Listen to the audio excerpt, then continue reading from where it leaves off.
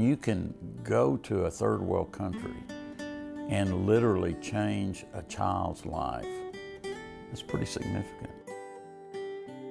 And the parents would say, "Thank you for giving me my child back." And we thought, well, they're just glad they got through the surgery. But that child becomes a human being, a person again, once that deformity's fixed. It's such an amazing outpouring of appreciation. You give expecting nothing in return.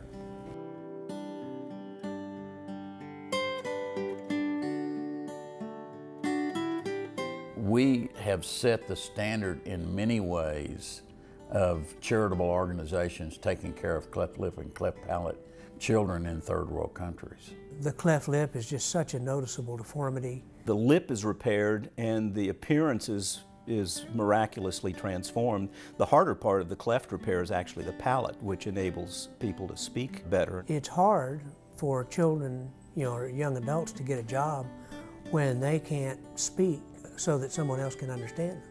And then for some of the children, repairing a cleft palate may let a child swallow and eat and be the difference between growing up and having a more normal life and dying because they're malnourished.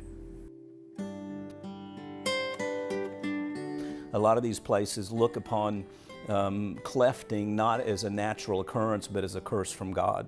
They don't want their kids to play with them. We've heard people tell us that when their child was born, the neighbors came over and told them not to feed the child and let it die because it had been cursed by God. Their life is ruined.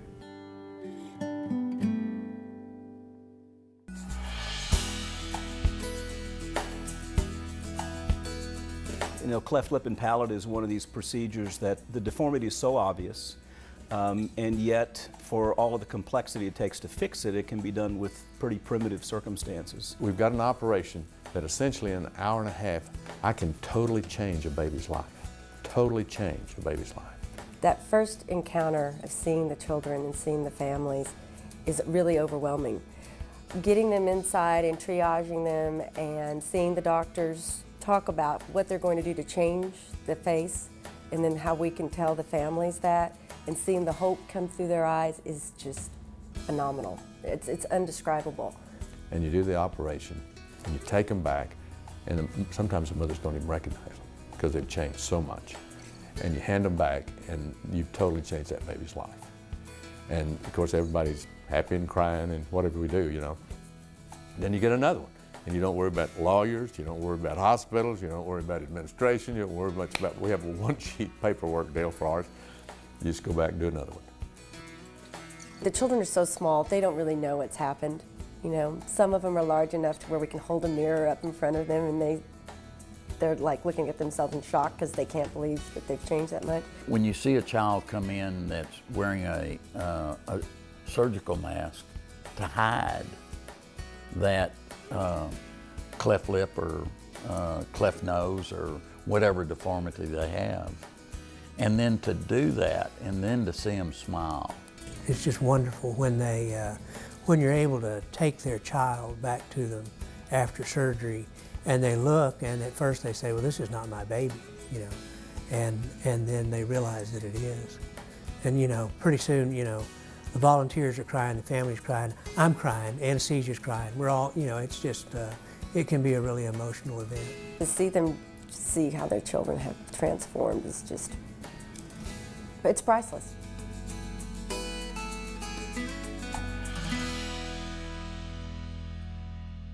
We operated on a Tarahumara child, had a cleft lip. We took care of the child and we went to make rounds on it that evening, and the child was gone. We didn't know where it was. And we came back the next morning, the child was there. The father had taken the child and gone 90 miles by foot to show the community this child's repaired lip, and then brought the child back. Lee comes up to me, and I'll never forget her. She had no mirrors in her house, and she brought us a gift of a mirror because for the first time she was going to put mirrors in her house because she wasn't scared to look at her face. So it was great. I had a 56-year-old man come in to El Salvador, and I happened to be the chairman of the group that year, and I said, I can't do you now because we have to do the babies first. And he understood that, very, very understanding. He had a beautiful wife, gorgeous woman. And so I said, but if you'll stay to Thursday, which is our last day to operate, I said, I promise you, I don't care how late it is, I will get your lip done. And so, I mean, we must have done 80 cases that week. And about 5:30 on Thursday, I said, go get him, let's go do this. And after the surgery, he saw himself in the mirror.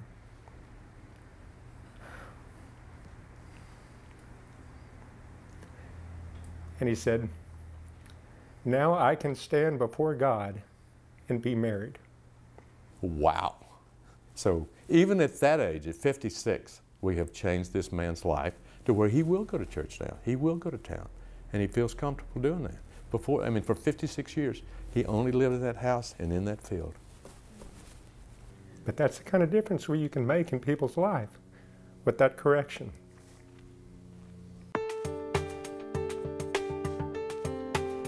I bring back so much more in my heart than I leave down there.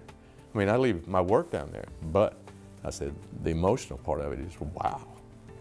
It is my favorite week of the year. You know, when you spend 5 days down there and you come back having operated on almost 80 kids, I think the sense that you've done a whole lot in a very short period of time with limited resources is probably what is most impressive to me. The amount of trust and love that people give when they give you their, here, fix my child, that is so precious. We get a lot more out of it, I think, yeah. That's partly why we keep going.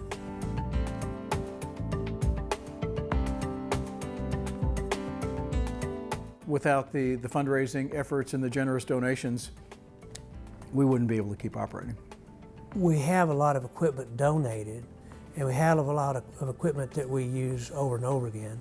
And we have a lot of suture donated, but some of the medications we have to buy and some of the equipment we have to buy, and the fundraising helps a great deal with that. The doctors all pay their own way, but the non-doctor volunteers need some assistance just to make it feasible. We need nurses, we need scrub techs, and it's enough of a sacrifice for them to take a week off as vacation time. And they have to raise a certain amount of money themselves, but that only covers a small portion of what it actually costs to take them down there. $250 will pay for a lip. We can get $250 donation. That pays for getting us down there, getting the equipment down there, getting the support down there, and doing the surgery. The more money that we can raise, the more clefts we can fix.